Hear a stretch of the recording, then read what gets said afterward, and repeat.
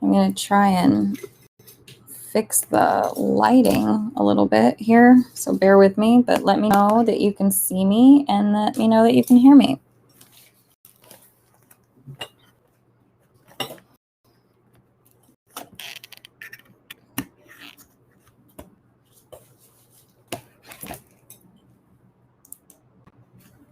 That's better.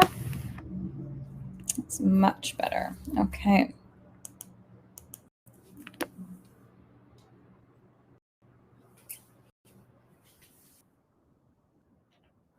Okay, someone says they can see me. Someone says they can hear me. I've got people watching. Excellent. Hello, hello. Okay. Awesome. So that tells me that Facebook is working. Is anyone joining us from YouTube?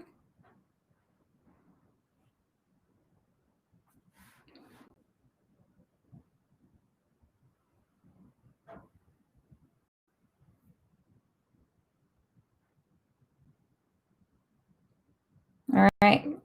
People are here. It's 5:32. We're talking about progressing your training. So when to change something, when to move on from something, when it's done, those things.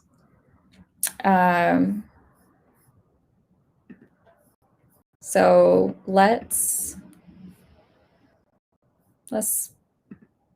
find out. Let's dig into how we measure success and make changes to our training sessions so that we keep going. I'm just going to grab the YouTube link in case anyone wants it. And then we'll get started. It appears to now be going to both of my YouTube pages. That's funny.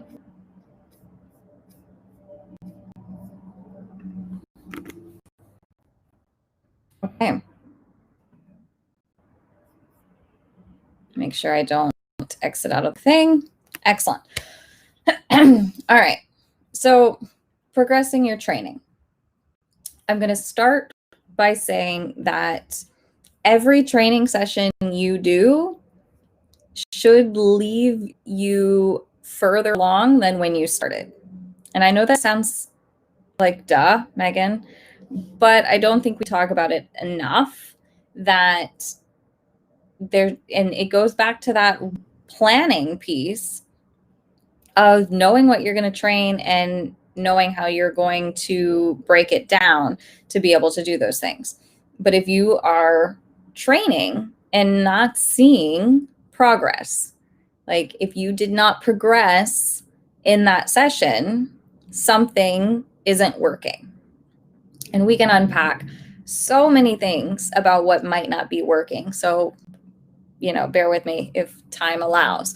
But every session should show improvement. And we are going to talk about how we can look for improvement and how we can measure success. But let's start there. That if your first rep, if you were not able to progress through to your last rep, or if you didn't see improvement, especially when you're trying to acquire a new behavior, something's wrong. Okay. So if you're not seeing changes from the previous session to the next session, or even within the first rep to the last rep, then let's take a look at, are you lumping? Did you put too many components of the behavior together in one training session? So did you try and take on more than you could reasonably expect to teach in one session? Okay.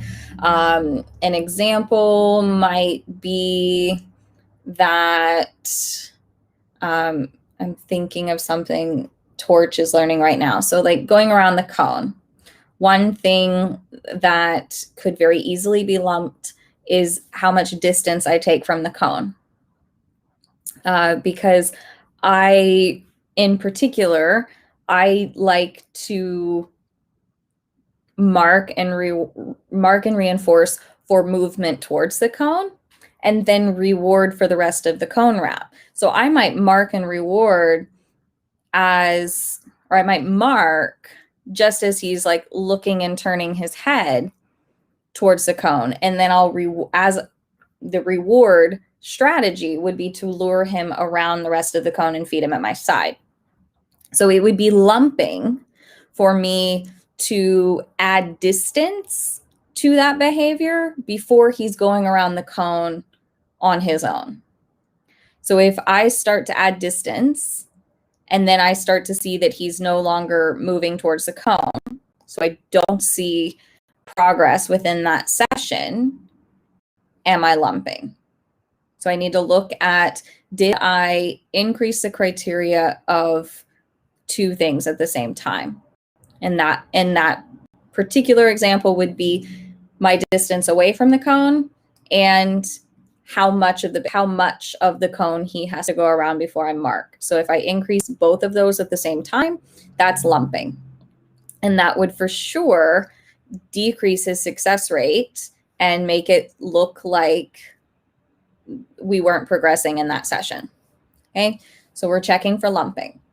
And then the other thing is to check on your loops, right? Because sometimes we're not progressing because there's something going on in between the repetitions. Maybe the dog is doing the behavior just fine every single time, but the training isn't clean. So the time lost between collecting reinforcement and starting the rep again, maybe the dog is getting distracted, which is kind of keeping him from learning what you're expecting him to learn. A good example of this is Torch is on the brain because he gets trained like 100 times a day. But a good example is if I'm training with Torch and Graham walks in the house, it interrupts the loop right now. He says, wait, what was that? He doesn't have enough history of either of those things. One, training with me, or two, Graham coming in the house. He doesn't have enough history to tune it out, right? Like all my other dogs, they're like, yeah, whatever. Graham comes in the house all the time and they don't react if I am training, but he doesn't have that skill yet. So he will react in the moment, go, oh, it's Graham. And then he has to make a choice. Do I run over and say hi to Graham or do I get back to work? But even if we continued the session as if it never happened, it did happen. The loop was broken. And therefore that might keep him from progressing in that session. Okay. So those are kind of those are the two top things that I would think of if your sessions are not progressing either within the session or from one session to the next. I'm afraid that you are either lumping or your loops are cracked and need some mending. Okay, does that make sense?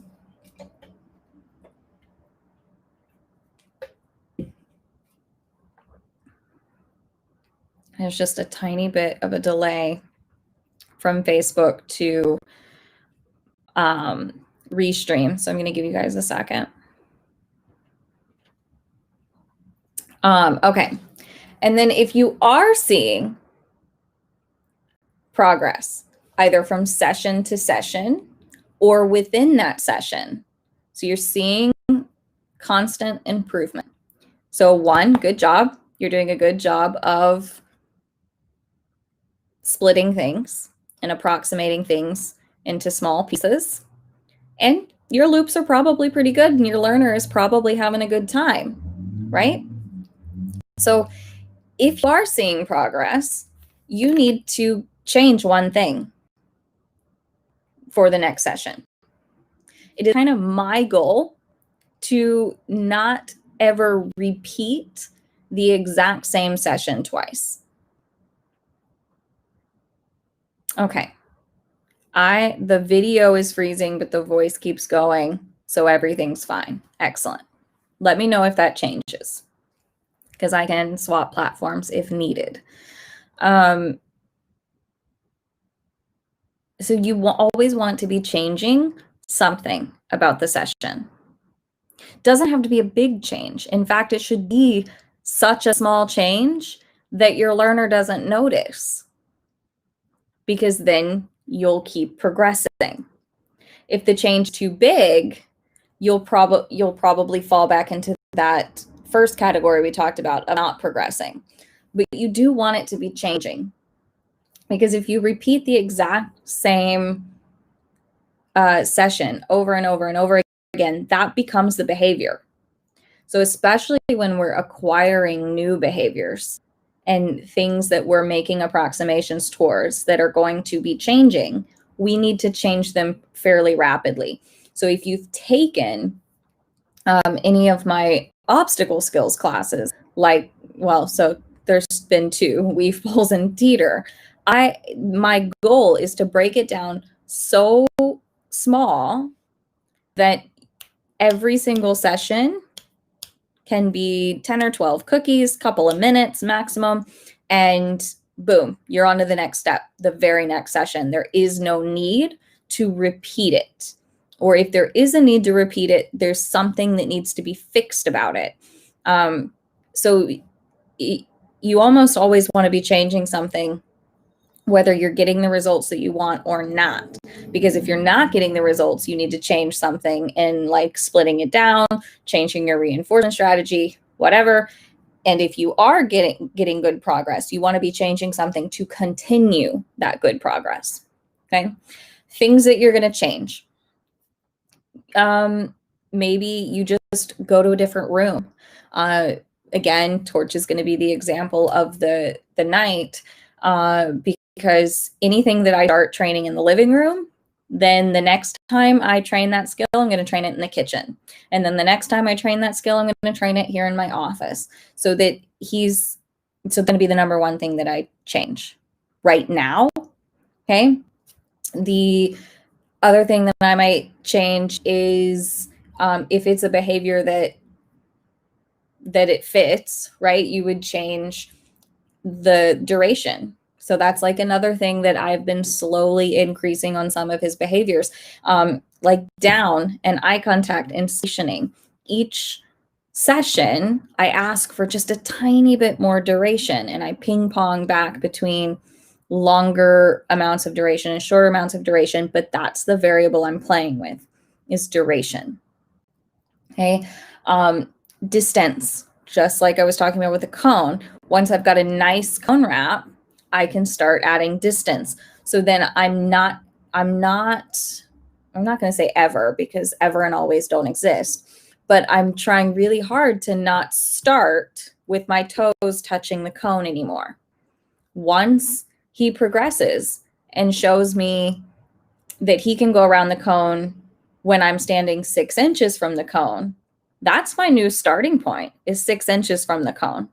And having worked with a lot of clients, I think this is the number one thing that gets messed up, is when we start again, we start at the very beginning. And we've talked about this in the past about that your easy behavior, your dog's easiest version of the behavior continues to move. So now if I stood with my toes touching the cone, he would do it, but it would be so easy that it's not worth asking him. But if I start now 4 inches from the cone, that's an adequate question for him. He knows the answer, but it does make him think. So then I can, and so if I'm working on distance, then the repetitions might be 4 inches away, 5 inches away, 6 inches away, 4 inches away, 4 inches away, 7 inches away. And that might be my training session. But I ended 7 inches from the cone. So that means my starting point next time is probably 5 or 6 inches from the cone. Maybe not exactly where I left off, but certainly not all the way back at 0, because then if I keep doing the same amount of reps, I'm either going to never progress past 6 or 7 inches, or I'm going to be I'm going to be likely to jump back in bigger increments. Does that make sense? Because if I start back at 0 every single time, I'm going to want to go 0, 6 inches, 12 inches, 18 inches. And then I'm going to see more failure. Does that make sense? I kind of got off on a how to increase distance tangent, but I think it was relevant. Okay. Getting answers. Someone says I make sense, so we're all good. I am going to pull up the comments. Yes, it does happen a lot with weaves. We start over every session, and then we try to make too big of leaps. So you always have to be remember. So it also goes back to record keeping, right? Because remember, like, just that one thing, write down write down where you ended the previous session. So again, Torch, he's training so frequently right now. I'm not taking detailed notes on every session I do with him, but I'm keeping just tiny little notes on him right now. And I'm trying to film as much as I can so I can watch the video if I forget. But I might just write down, I'll write down cone, 6 inches. That's where I was when I ended, so that when I go back to do the cone again, if I don't remember that, I can look at my notes, say, okay, I ended at 6 inches last time. I'm going to start at 4 inches this time and see how far we get. So there should always be something changing from one session to the next. Okay. You can also add in other distractions. So that's something else that I'm playing with. Can you do your nose touches with another dog in the room, behind the gate, things like that? Can you do your nose touches with Graham on the couch? Can you do your nose touches with your favorite toy on the ground that you've just been playing with? So you add in these little distractions as well. You can change the reward delivery. There are so many things that you can change so that you're layering in that kind of that novelty, that if your dog kind of goes with the flow of training from day one, competing is also going to be a lot easier, because they're like, oh yeah, this changes all the time, it's fine. Too sterile of an environment and repeating the exact same session over and over again is problematic. I'm going to grab this question. I have a teeter problem.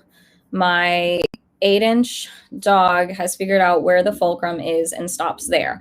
It takes him a good 6 seconds for the teeter to go down before he will run to the end. So I've been holding the end of the teeter up and asking him to target the end. He has learned that targeting is fun, and he is eager to run up the teeter if he knows I'm holding it.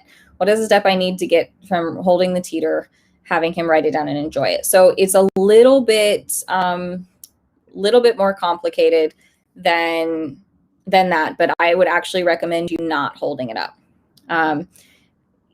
because that's becoming cue for him, is that you're standing at the end holding it up. So that's problem 1. And problem 2 is they don't know, he's not learning how to control the movement. He's learning you control the movement, and that can actually be a little bit scarier. So I recommend using an adjustable teeter that can be low and only working on the down in, only giving him access to the down in and building value for it that way. But it's a little bit outside the scope of this talk. But feel free to post that in the in the group in general, and I'm sure you'll get lots of help there as well. Okay, So we know that every session should show improvement. How are we measuring success? So you can tell me how you are currently measuring success in the comments, and I'm going to talk about a few ways that I measure success. Okay? Because we need a way to measure success so we know if there was enough improvement to move to the next step, right? Your rate of reinforcement is one. And I kind of want to go there, but I'm not sure. But there's this, I don't know, it's like training advice that's as old as I am, probably older, but it says that 80% success rate is enough. And I kind of want to unpack that because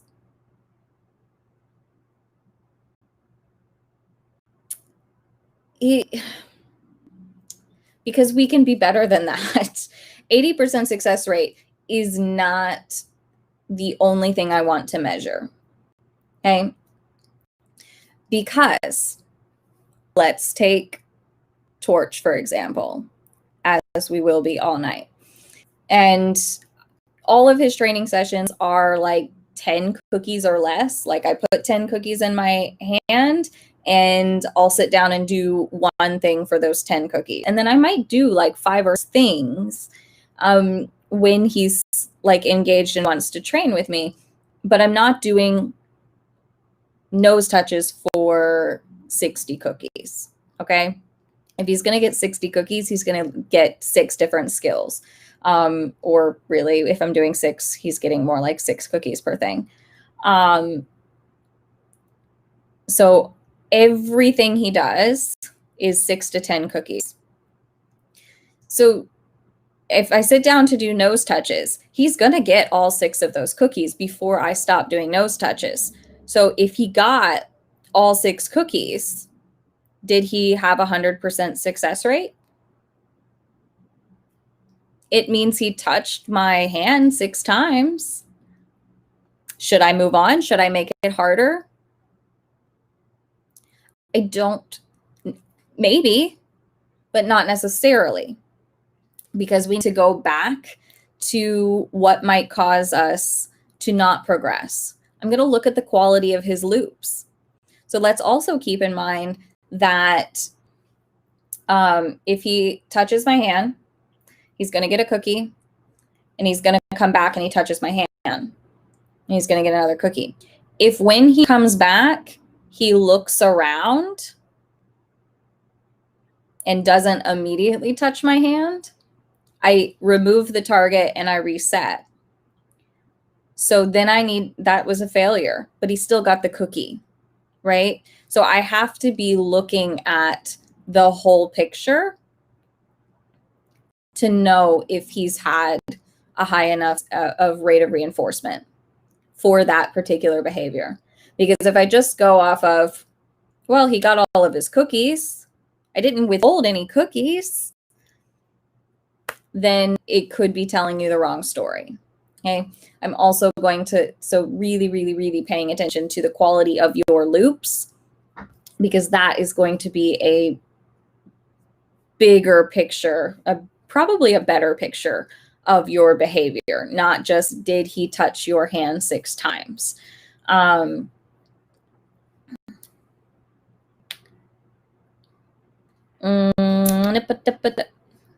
Success is higher level of fluency in any direction, complicated entry, handling, higher distraction, with the dog still excited for more. We can, and yeah, I'm okay with that. That's a very good definition of success. And then I'm assuming that this person is replying to themselves, that you're happy to hear me say that we can do better than 80%. We can do so much better than 80%. In fact, I would like as many sessions as possible that are 100%, because we don't need dogs to fail to learn. You don't need to fail to learn. If you've taken any of my handling classes recently, you know that I don't want you to fail. I want it to be that you have the skills were split so finely that you were given the tools you need to solve every puzzle that you are given. You don't need failure to learn. You don't need to learn the wrong way to be able to know the right way. So if you're splitting your sessions finely enough, you should be able to build on nearly 100% over and over and over and over again. There should be so few failures that the dog only has ever rehearsed what you want. You have only ever rehearsed what you want. Okay. Okay, so we can look at the rate of reinforcement if you have the video and can say he got reinforced this many times, but the behavior was presented to him this many times. Does that make sense? So you really do have to have a video if you're going to use rate of reinforcement as a measure of success. Okay? We can also look at the quality of the behavior, and this does get a little bit tricky, and it does get to be individual and a little bit subjective, and you get to be subjective with your own training and your own dog because it's your life, your agility dog. So whereas someone might be really, really happy with behavior that your dog is doing, if this person had that dog, they wouldn't be happy with that, either because it wasn't fast enough, it didn't look confident enough, or it didn't look enthusiastic enough. You can see how when we're using quality of the behavior as the measure of success, it has to be individual, completely subjective, and you make the parameters. Because if I say to you, I want the dog to be a little bit faster before moving on, in your head, you might be thrilled with your dog's speed, and you might not be looking for any more speed, so you're ready to move on. Whereas I might stay at that level until I see more speed from my own dog. Does that make sense? So you can use speed, confidence, enthusiasm as measures of success, but you have to be really, really clear with what you're looking for. And if you can define it. So when I'm talking about confident, I'm looking at the dog's body language. Is the dog, so this is a one with the teeter, and I just finished teaching my teeter class. If the dog maintained a steady pace across the board, that's confident to me. But if the dog started off fast and then slowed down as they kind of got to the moving part, that's not confident. So I can articulate what I'm looking for in these qualities of the behavior. But if I just say, I would like the dog to look confident before you move on, you might decide that they do look confident, or I might decide they do not look confident. So being able, so those types of things you have to kind of judge for yourself. Or if you are in communication with someone else helping you with a project, then you need to be clear with what you are observing and what you're labeling as confident and enthusiastic and happy or fast, and things like that. So you can use those qualities of the behavior as a measure of success, but be careful because they are labels, right? Okay. Success is seeing more confidence. So that's funny. More confidence in my dog than we started in the session. We're working on teeter skills, so really easy to measure success right now. So that's exactly, it's so funny that you said that, and that's what I started talking about. So you have to define behaviorally what is confident. Okay. And you can define it for yourself, and you can be in charge of how to move on. But if you're working with someone, they need to know what you are looking for in confident. Excuse me. Oh God, I coughed. Go back to sleep, little puppy. Great. Okay. We can also, it goes a little bit back to rate of reinforcement, but we can also look at how many reps are you getting in a certain time period. So going back to that I only spend 6 to 10 treats on one behavior. Well, let's say that the 6 treats of the nose touches on day 1 took 40 seconds. Okay. But then the next day, those same 6 treats to get the same amount of nose touches took 70 seconds. So if there's going and the behavior hasn't changed, it's just a nose touch, right? That to me is not improvement. If it took him twice as long to earn the same number of cookies, something was wrong. So we can look at it that way a little bit too, because he still got all 6 cookies. So if we're only looking at the rate of reinforcement that he got all cookies, I might be tempted to progress him. But if we really look at the video and go, oh my gosh, he's twice as slow. The latency was twice as high from session 1 to session 2. What the hell? I know not to make it harder. In fact, I know to make it easier. Something like that. Okay. Does that make sense? How we measure success? Anything else there?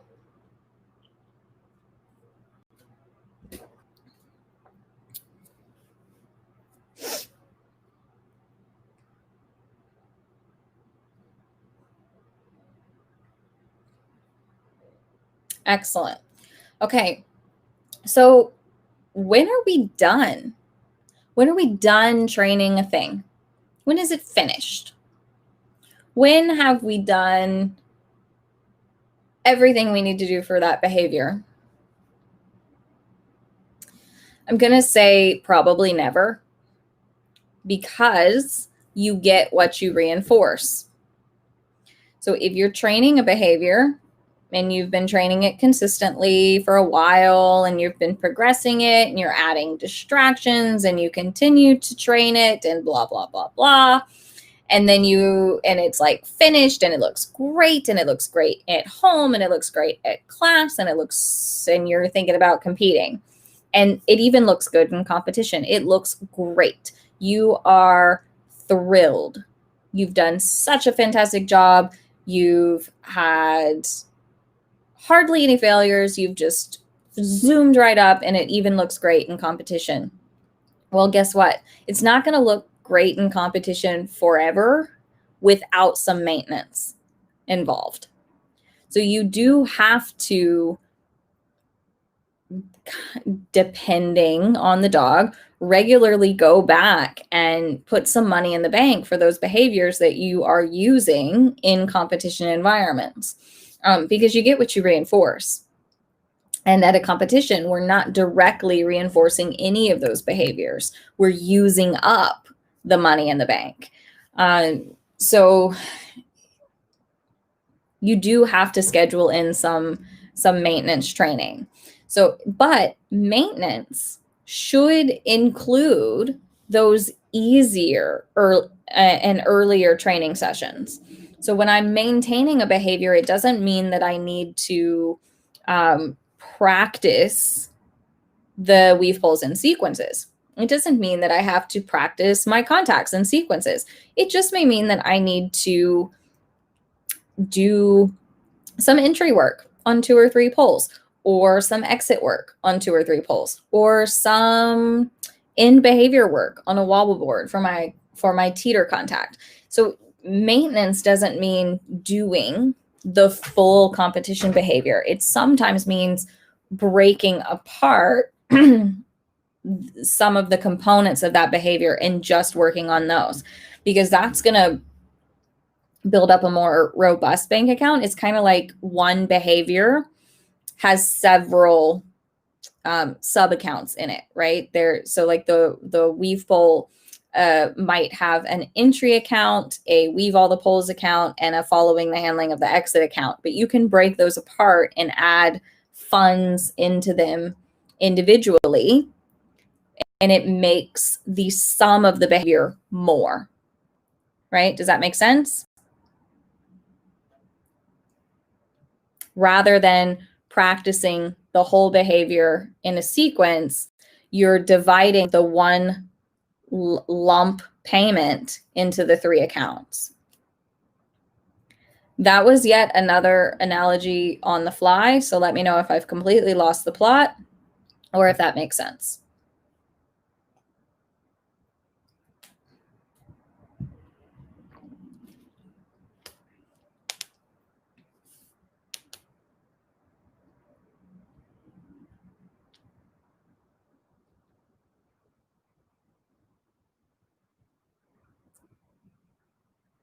Excellent.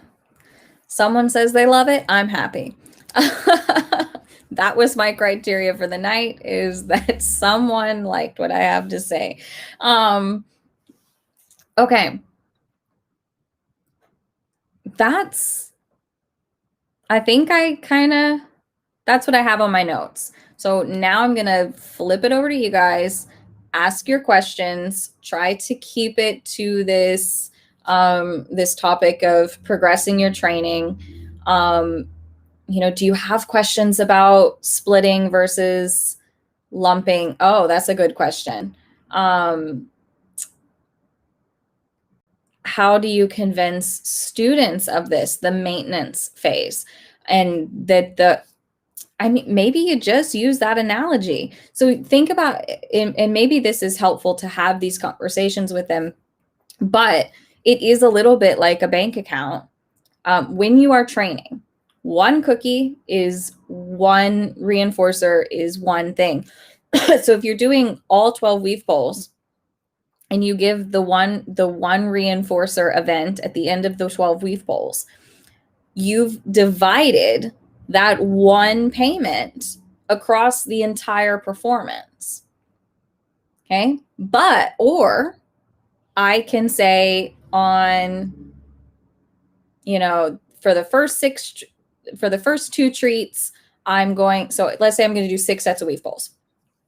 So I could do 6 full sets of weave poles for those 6 reward events. So I made 6 deposits. Those are all divided up. I don't know if they're divided up equally. I have no idea. It's not up to me because I just gave it for the one thing. I don't know where the dog put it in each of the sub accounts of the weave poles. Or I could spend however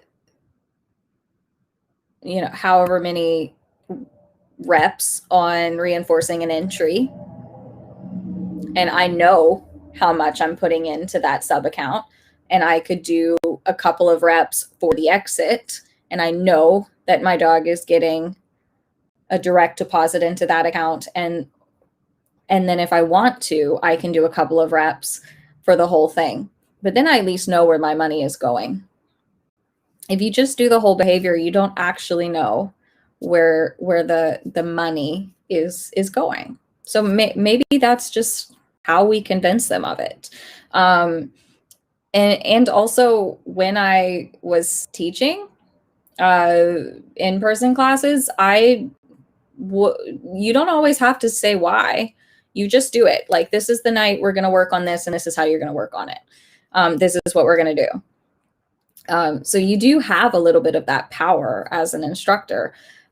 When we worked on weave poles, if we were working on weave poles, I very rarely pulled out all 12. We would work on lower numbers. So if that's your lesson for the night, is to work on the weave poles, don't pull out 12. Have several stations of fewer poles.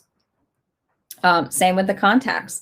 If you want them to work on specific pieces of the contacts, don't pull out the contacts. Pull out the props. Pull out the low teeter. Pull it out and have it low. Like, this is what we're doing tonight. Um, you do have a little bit of that power. So yeah, and then if they'll see the progress. That's usually the best way forward, is to set up the classes that will meet the needs.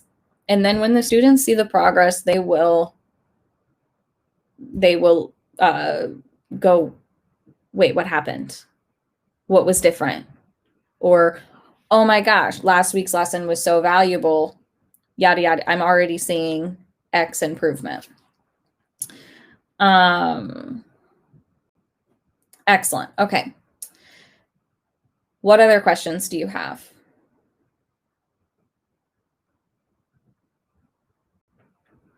About splitting, lumping, changing something, increasing anything, measuring success. Do you have questions about that?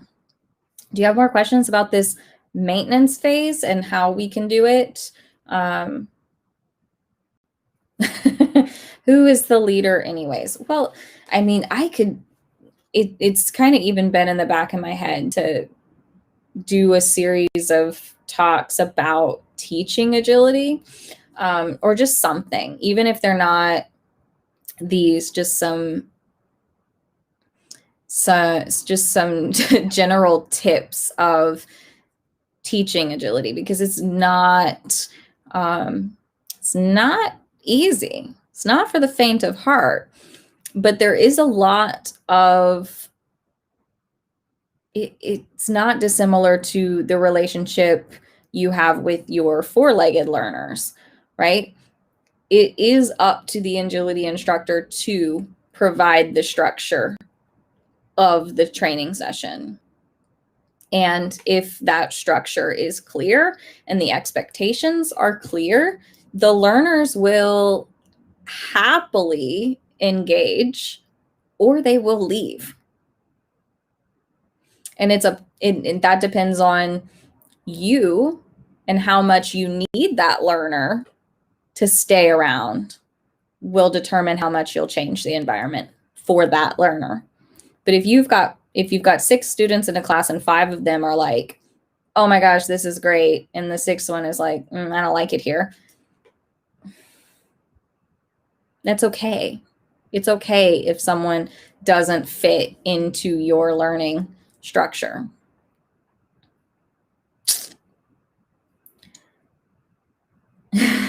I don't instruct agility, but what I do instruct, I plan it, not my students. Exactly.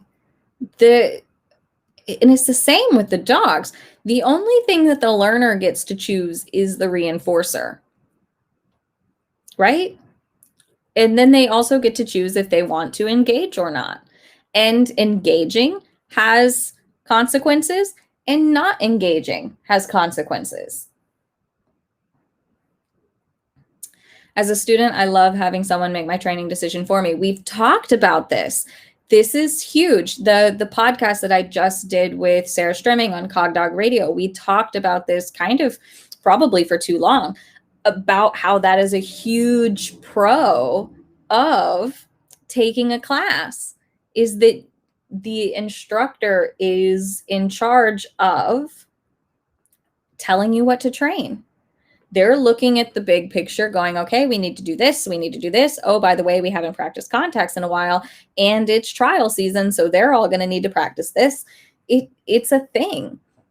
And it takes away some of that brain space of you having to come up with your own training plan. So it's a huge pro for the students to go to a class and have it be, we're going to do this, then you're going to do this, then you're going to do this. Now you're going to go home and you're going to do this. And then you're going to come back the next week and we're going to do this, this, you're going to go home and do this. So I think, and I've been there where it's like, oh, maybe I should just do this and kind of see what the students want to do. It might feel like it's like going back to that, I don't know. There's nothing wrong with agility instructors having structure and a set curriculum. I think students actually like it more.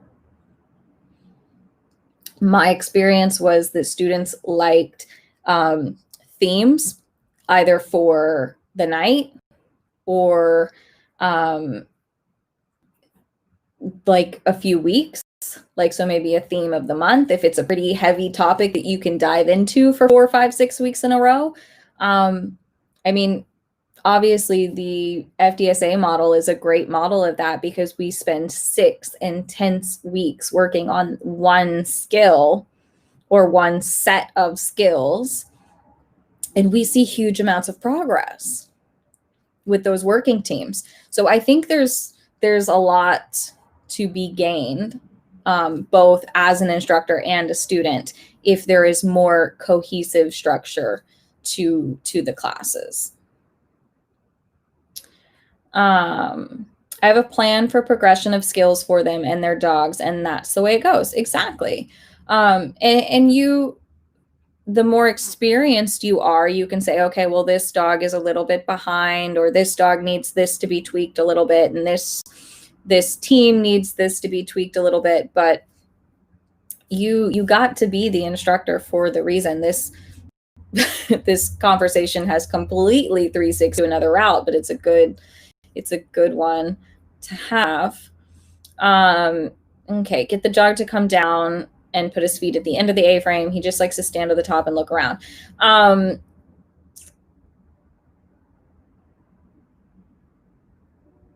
So it's a little bit out of the edges of this topic, kind of like the teeter question before. So please post it in the group, but a lot of that is going to come down to reward placement and building value for the bottom, and trying to not letting the looking around behavior getting reinforced, and making it less valuable for him to go up there and look around, things like that. Yeah, I think a lot of people would, they need the structure of someone else making the training plans. And there's nothing wrong with that. I do think that the points you make about training your dog also have merit for an instructor training students. 100%. I know some people get rubbed the wrong way when we talk about training people the same way we talk about training dogs, but the science applies. It's a little bit more complex with humans because humans can tell narratives in their heads that dogs and other animals can't necessarily tell. But, think about it this way. If your students are signing up and paying for the class, they are motivated to take your class. So you don't have to really focus on motivating the students to be there. Like, you have to focus on motivating them to come back the next week. You have to focus on motivating them to do some homework this week, but you don't have to motivate them to be there. They already want to be there. And then looking at it from the perspective of they are also learning.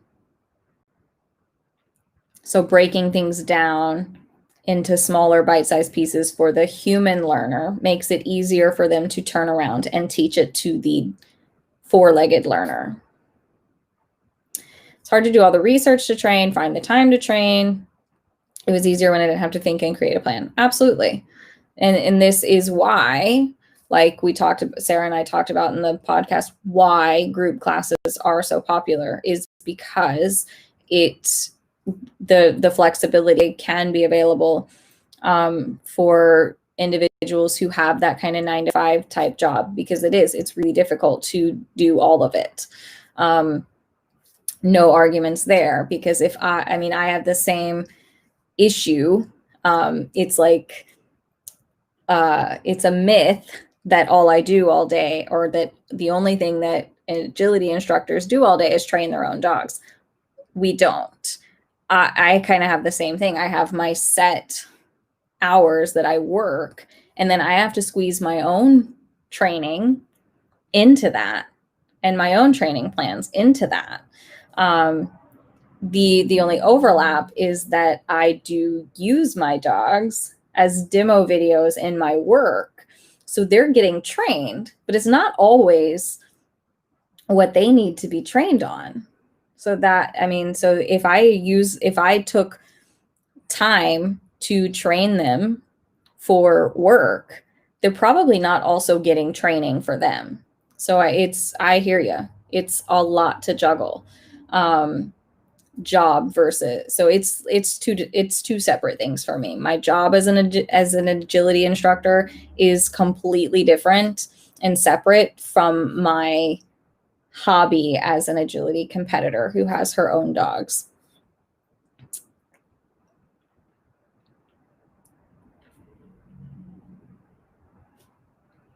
Okay, we covered a lot of ground. Do you guys have more questions before we wrap this up?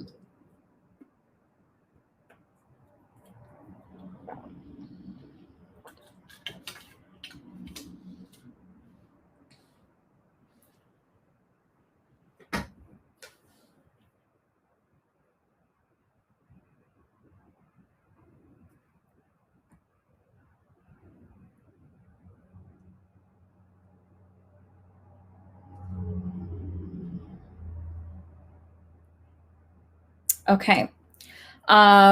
Before we go, I just want to remind everyone, because registration for the Finzi Dog Sports Academy December classes will open on Sunday before we get another face-to-face.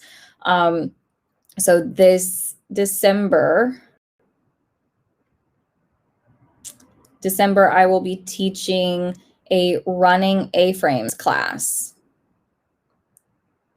Okay, so I'll put the link to it in the group, but registration will open on Sunday morning. So if you're interested in training a running A-frame with me, I really hope you'll consider signing up for that class. The gold spots, if you've never done a FDSA class before, the gold spots, it's 6 weeks of daily feedback, twice daily sometimes if you're on the ball with your training schedule and if your training schedule allows that. The silver spots, you get to ask questions about all the material and also submit 2 minutes worth of your training.